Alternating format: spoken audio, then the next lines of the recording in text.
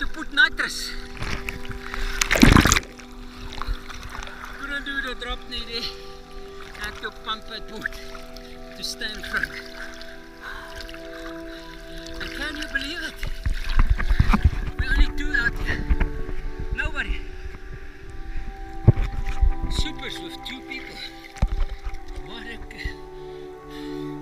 What a gift. I've got dolphins. Say hello.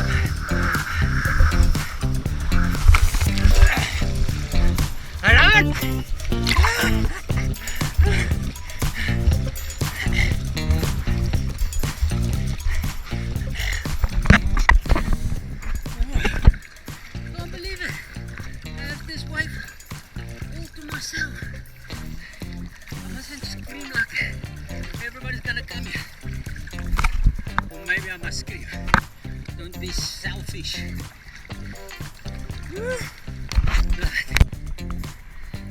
Okay, the wave is very straight, and when it's a bit straight like this, if you're sitting there in the top, you're gonna wait long for that set. I'm surfing here just past the car park. So I get this hollow one here in front of the car park, but it is. Some of them you're gonna make, some of you not. But every wave is exciting and hollow. Here it is. Hold it.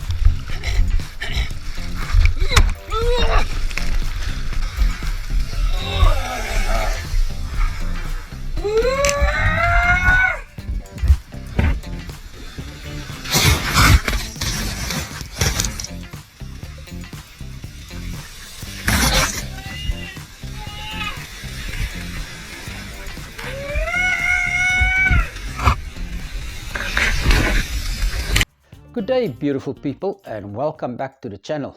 Yes, still here. Probably the oak's overseas, or he doesn't look at the channel anymore. But anyway, we had some good waves the last week. There was spectacular waves at Tubes, Point, and then I had some beautiful waves at Super Tubes. Super Tubes don't like 195 to 200 degrees. It wants more 220. But I went up there anyway because there was too many people down at Point. I love people. But I wanted to shortboard a little bit. And so I went up to Tubes. And I was sitting where the car park is. Just before the car park starts, there were the I would check our oaks take off there in the top. There was only 2 oaks. Eventually, I think we were 4 in the water. They would take off. But I won't make that section before the car park, and then I'll drop in there. And I'll go through to Impossibles. But I was steep, man. And I must have had 50 waves all by myself. I started feeling guilty, you know. It's just like it. When you get so much by yourself, you want to share it. I think I saw one wave came through, that the degrees allowed him to get through. But further, most of them closed out before they could get to me. But now here's another thing I have to talk about. This is now, we as Outoppies, we have to remember one thing, because I had 2 grommets come and cry at me, and they lay down their fate in front of me and said, please say something. And this is true. Your surfboard is 9 foot long. Then your leash is 11 foot. That's 20 foot. And then you 5 foot from where you're jumping off to your leg. That's 25 foot. And then you're going to get dragged another 5 foot. That's 50 foot. If you jump off your board and there's a youngster in front of you, hey, you wipe him out. And it happened this week. One hit one of my friend's daughter on the head. Another friend of mine's son was hit. Hey, bro, don't jump off your board even though you think you're 20 foot, 30 foot away. Jump off when it's like 50 foot or nobody in front of you. Rather jump off and grab the board, but don't jump off and let the leash go. Hey, the kids get knocked out there in the front. Okay, enough of the preachings. Back to a story. Oh, yeah. But what I forgot to tell you this. When we left Cape Town, last week I think I said left in this end of December. It was actually during December that I left. But my friend went with me. Him and his daughter sailed for a year with me. And he's a big fisherman, man. This man is huge fisherman. So now, he got his fishing rods. And he went there to the Pantjieswinkel and he got 2 big flipping, I think they were Pen 49s or Pen something, but huge Pen reels. And the reel rods here that look pulleys, you know, that you catch marlins with these things, man. I never used heavy fishing rods. I would just have a piece of cut in the back onto a bungee cord, and that's how I caught fish when I was sailing. But he wanted to fish now. And he went and bought these very expensive rapalas, hooked it on, and we were like probably a week sail into the Atlantic Ocean. And now the sea state got better, and he had that reel out. And he hooked something there in the middle of Atlantic, halfway between Africa and St. Helena. And in there, you get these huge, they call them these gas bottle tunas. They're huge, and they're strong fighters. He hooked, and I'm sure it was one of them because we never saw it. He hooked it, and it was on, and now that's running. His reel's running. So he goes to the back, and now he has to wait for me to reel the front sail in so I can turn the boat and just with the main hold the boat while he's fighting it. And he's tightening his reel. And as I think he tightened it too much. And it fishing rod snapped. And that's just that piece of wood fell on the deck. Boom. His eyes was like this. There's his whole fishing rod with that expensive reel, with the brand new Rapala gone in the ocean. Yeah, and he was upset. So he didn't fish any further. But now here's the other part of the story. Then we got to St. Helena. Now in St. Helena, they got tax-free fishing equipment because that's part of the industry. You as a foreigner can't buy it, but he made friends with the locals. And one of the locals went and got him some gut, new Rapalas. He bought him new eyes. He took off all the old eyes of that fishing rod, wind up brand new, that fishing rod.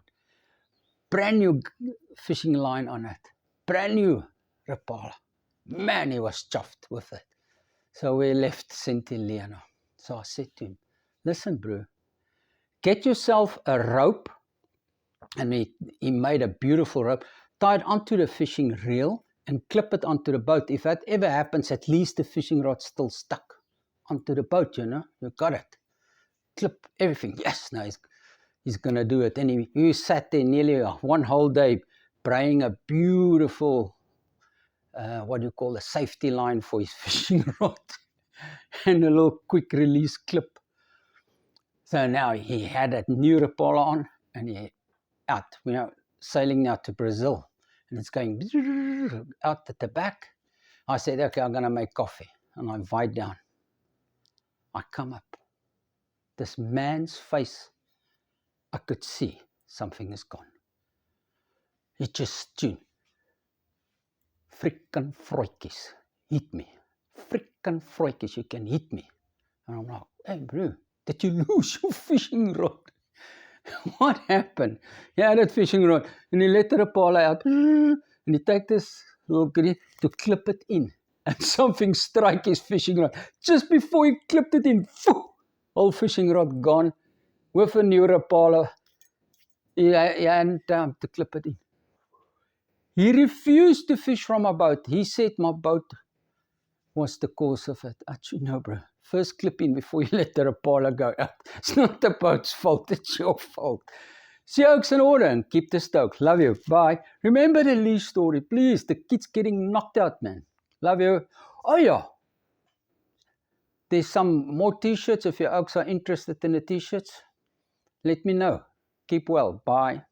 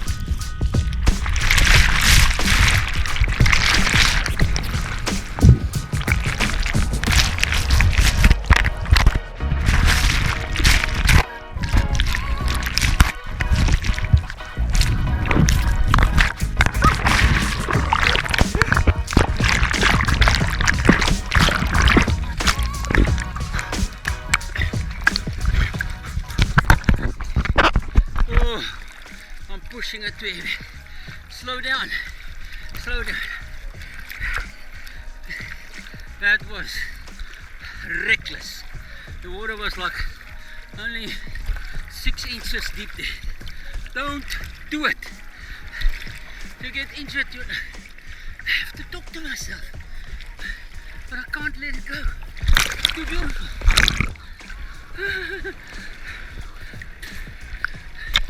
As soon as a wave picks up, stupidity picks in. That wave, I saw how the rocks are coming up underneath. And when I pin dropped, I made sure I didn't pin drop with straight legs. Because my feet hit that rock so quick. And if you do straight legs, you would flip and snap your knees.